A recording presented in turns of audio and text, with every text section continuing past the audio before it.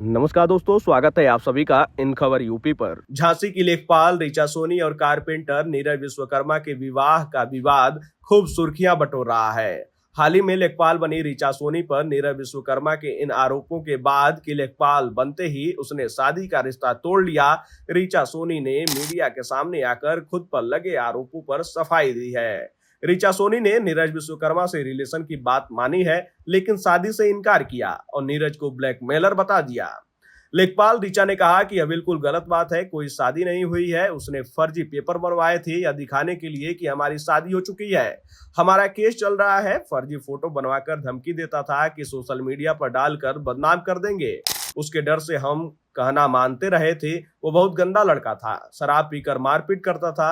उसने बीच सड़क पर मारा था सबके सामने। लड़के के घर पर रहने से जुड़े सवाल पर ऋचा ने इनकार किया और कहा कि कई बार कोतवाली में शिकायत की थी, पुलिस ने उसको समझाया भी था, वो मान नहीं रहा है।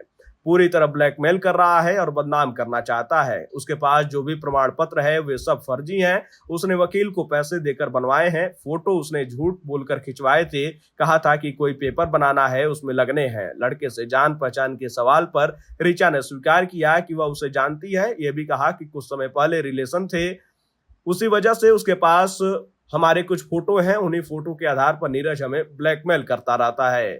जरा आप भी सुनिए कि ऋचा ने क्या कुछ कहा। तो उन्होंने कहा था कि कल आइएगा, कल आपका मतलब वो बयान दर्ज किया जाएगा। तो अभी पुलिस कोतवाली जाएंगे आज शाम को ही, और वो मतलब कोई नहीं, उसके फर्जी पेपर्स बनवाए हैं उसने वकील को पैसे देके। तो उसने कुछ फोटोग्राफ्स मीडिया के सामने दिए जिसमें सिंदूर भर रहा आपकी मांग में। यस सर, जो उसका कहना है कि सखी के अनुमान में आप उससे शादी की। सर वही तो कह रहे हैं, जब उसने मतलब पहले तो ब्लैकमेल करता था, धमकी देता था। उसके बाद जब हम नहीं माने तो उसने फिर सारी फोटोज जो थी साथ वाली वो सब सोशल मीडिया पे डाल दी, फेसबुक पे। तो वो सब ने देखे हमारे रिश्तेदारों ने। तो फिर समाज के दबाव में हमारे मम्मी पापा को हमें घर से निकालना पड़ा। तो हमारे पास जाने के लिए कहीं रास्ता नहीं था, किसी के घर नहीं जा सकते, सब लोगों ने निकाल दिया था। तो इसलिए उसके घर चले गए। फिर उसने मतलब ये सब काम कर लिया उस टाइम पे। तो शादी तो आपने रजामंदी से की होगी उसके साथ? सर कोई रजामंदी नहीं थी, जबरदस्ती की मजबूरी की शादी थी। कहाँ जाते हम नहीं तो। नहीं तो पहले उसका कहना है कि आपकी पहले 5 साल पहले मुलाकात हुई और 2.5 साल पहले हमने शादी की। शादी नहीं हुई थी। वो केवल शादी के पोज में फोटो खिंचवाई थी, ये कह के कि कोई पेपर्स वगैरह बनवाने, उसमें फोटो लगनी है। तो हमें ये फोटो और वो हर काम हमसे करवा लेता था, ये ब्लैक मतलब धमकी देके कि हम तुम्हें नहीं तो बदनाम कर देंगे। अच्छा, कुछ वीडियोज वगैरह जिसमें आप फेरे वगैरह ले रही हैं उसके साथ? सर वही तो है, जब घर से निकाल दिया गया था तो उसके घर पे मतलब कहीं ठिकाना नहीं था। तो उसके घर पे गए फिर हम। तो उस टाइम पे वो कह रहा हम मतलब अगर तुम्हें यहाँ रहना है तो ये सब करना पड़ेगा। उसका कहना है कि न्यायालय में आपने शपथ पत्र देके ये माना है कि वो आपका पति है। सर हम कभी न्यायालय एक बार गए थे और मतलब कि जज के सामने गए ही नहीं है। उसने फर्जी तरीके से वकील को पैसे देके अपना सब काम करवा लिया।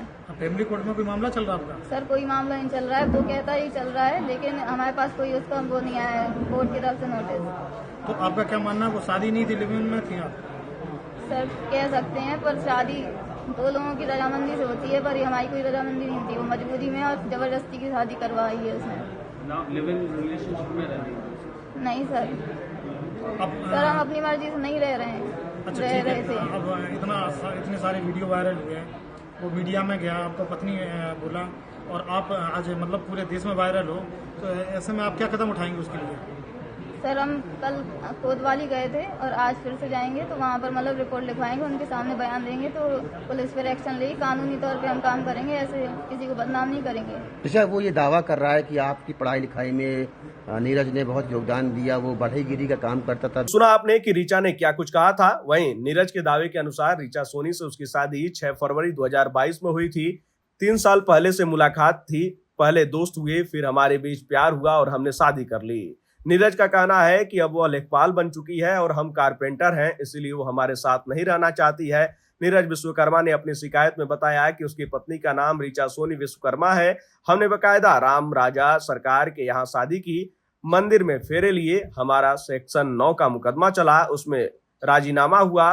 उनके पास कुछ प्रूफ थे, वे साथ ले गई थी और हमारे पास सेक्शन 9 की डिग्री भी है। पुलिस ने विवेचना में भी उन्हें मेरी धर्म पत्नी कहा है। खैर, इस पूरे प्रकरण पर आपकी क्या राय है? आप अपनी राय कमेंट बॉक्स में हमें जरूर बताइएगा।